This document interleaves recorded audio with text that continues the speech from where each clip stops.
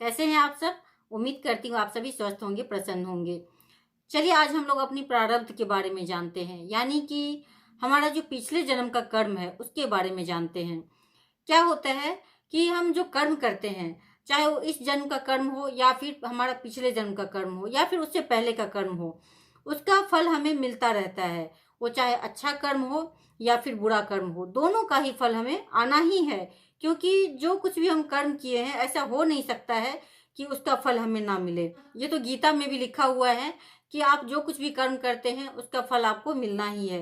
बिना फल भुगते आप रह नहीं सकते हैं। हाँ, कर्म करना आपके हाथ में है। हम जो ध्यान रख सकते हैं वो यही है कि हम अपने कर्म करते समय में उसका ध्यान रख लें। फल तो हमारे हाथ में होता ही नहीं है।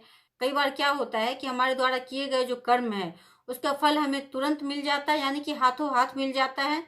और कई बार ऐसा भी होता है कि जो कुछ भी हम कर्म किए हैं उसका फल हमें बाद में मिलता रहता है, यानी कि हो सकता है कि वो इसी जन्म में मिल जाए, या फिर ये भी हो सकता है कि उस फल को आने में समय लगे। यानी कि मेरा शरीर तो छूट गया, यानी कि मेरी मृत्यु हो गई, लेकिन वो फल आना बाकी रह गया। तो जब हमारा नेक्स्ट जन्म होगा कि हम मुझे वो फल जरूर मिलेगा। देखिए, जब भी हम किसी बीज को मिट्टी में डालते हैं तो क्या होता है, पहले तो उससे अंकुर निकलता है, फिर उसके बाद वो धीरे धीरे बड़ा होता है, फिर उसमें पत्ते लगते हैं, फिर उसमें फूल आता है, फिर फल आता है। फल तो किसी भी वृक्ष में लास्ट में लगता है, लेकिन तब तक आपको इंतजार करना होता है। कर्म करना हमारा अधिकार है, वो हमारे वश में है। कर्म का जो फल आना है वो हमारे वश में नहीं होता है।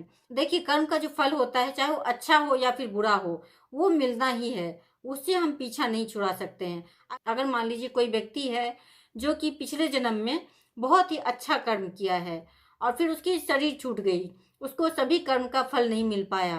फिर जब वो नेक्स्ट जन्म लेगा, उसको जब नया शरीर मिलेगा, तो फिर कुछ फल जो है उसको वहां पे भी मिलेगा। कोई व्यक्ति है जो कि पिछले जन्म में बहुत ही अच्छा कर्म किया है, बहुत ही पुण्य का कार्य किया है, सेवा का कार्य किया है, लेकिन उसको उस जन्म में उसका फल नहीं मिला है, उसका शरीर छूट गया, यानी कि उसकी मृत्यु हो गई।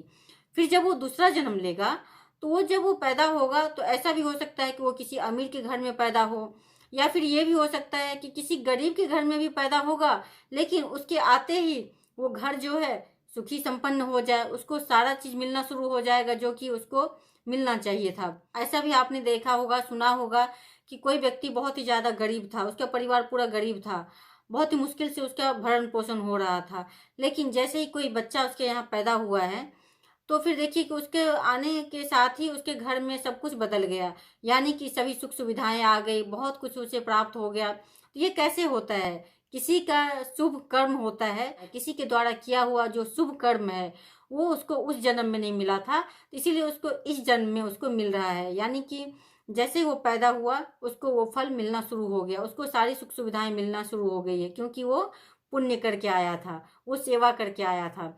तो ऐसा होता है। कई बार ऐसा भी होता है कि कोई व्यक्ति मान लीजिए बुरा कर्म किया है और वो शरीर छोड़ दिया और उसका फल उसको तुरंत नहीं मिला, लेकिन जब वो अगला जन्म लेगा तो उसका फल भी उसे मिलना है, क्योंकि वो जो कुछ भी कर्म करके आया है उसका फल तो उसे मिलना ही है।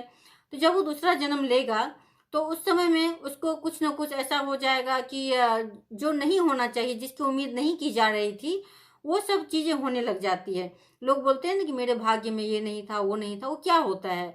वो हमारा प्रारब्ध ही होता है।